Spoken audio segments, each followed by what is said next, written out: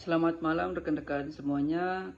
Kembali lagi bersama saya Givan Sengkei. Di malam hari ini saya akan membahas tentang makalah hukum pajak.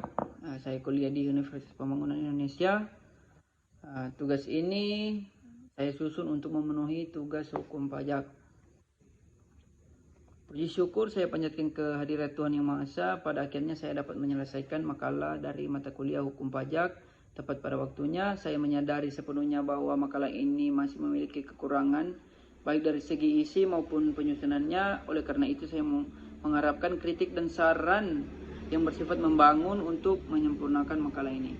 Saya berharap makalah ini bisa bermanfaat bagi teman-teman mahasiswa khususnya dan setiap orang yang membacanya. Sebelum dan setelahnya saya mengucapkan terima kasih. Langsung kita masuk dalam pembahasan. Sini ada abstrak. Penerima pajak merupakan sumber utama penerimaan negara.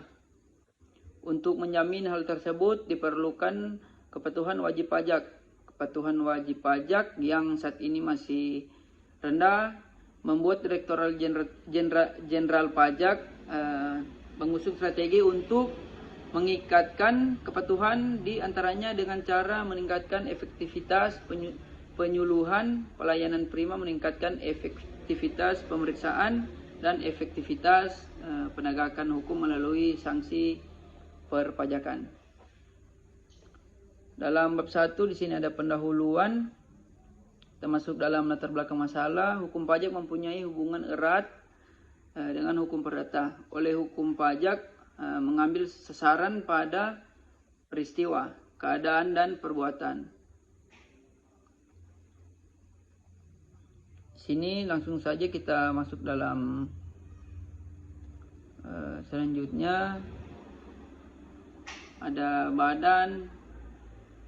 Dalam pembahasan hukum pajak, di sini pengertian hukum pajak. Hukum pajak adalah sekumpulan peraturan yang mengatur hak dan kewajiban serta hubungan antara wajib pajak dan pemerintah selaku pemungut pajak. Namun, tafsir mengenai apa itu hukum pajak sebenarnya beragam. Setidaknya terdapat 6 ahli yang pernah mengungkapkan pendapatnya mengenai hukum pajak, yakni Santoso Brodiharjo, ada Bohari, ada juga Rahmat Semitro, ada Erli Suwandi, ada Dr. Suparman Soehamid Jaya, ada Hartono Hadi Suprapto, dan ada juga di sini sejarah hukum pajak.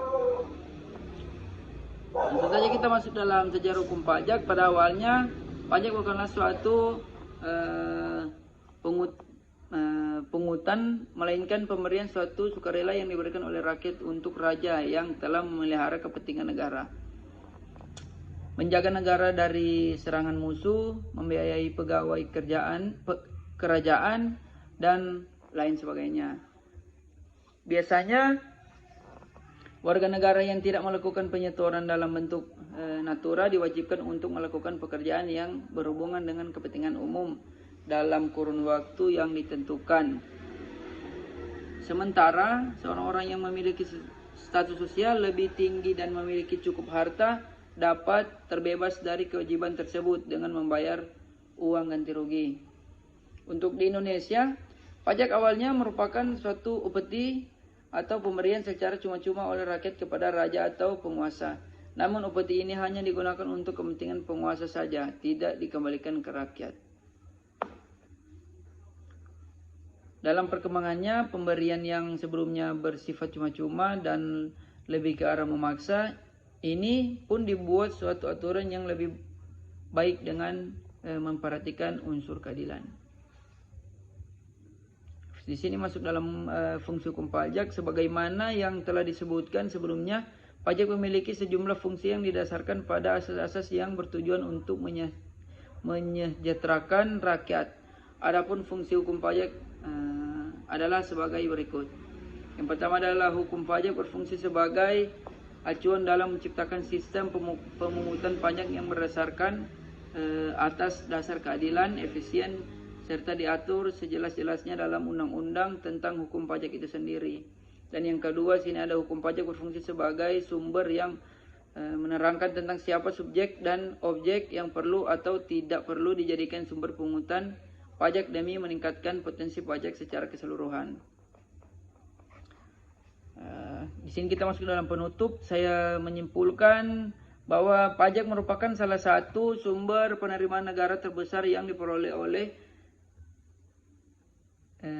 rakyat dari kontribusi rakyat yang bersifat memaksa berdasarkan undang-undang dengan tidak mendapatkan imbalan secara langsung dan digunakan untuk kemakmuran negara.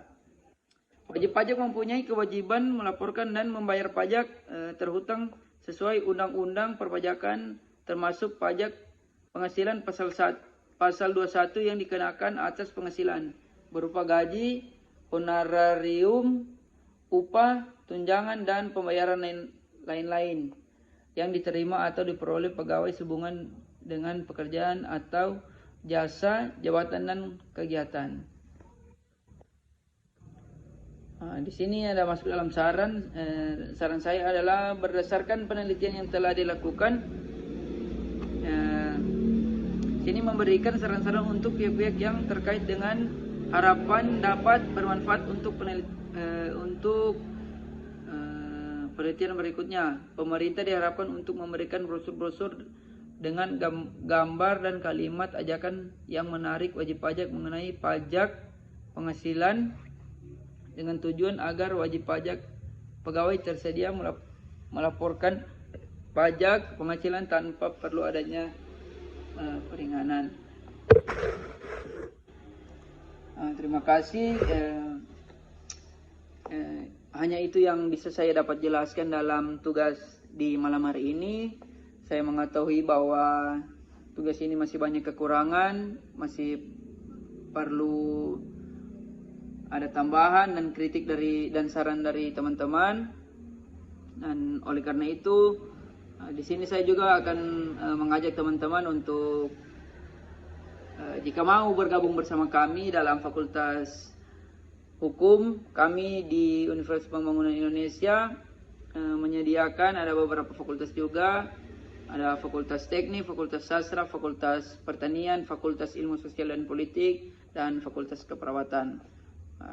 Untuk pendaftaran bisa langsung saja ke universitas kami di kampus, bisa melalui juga website.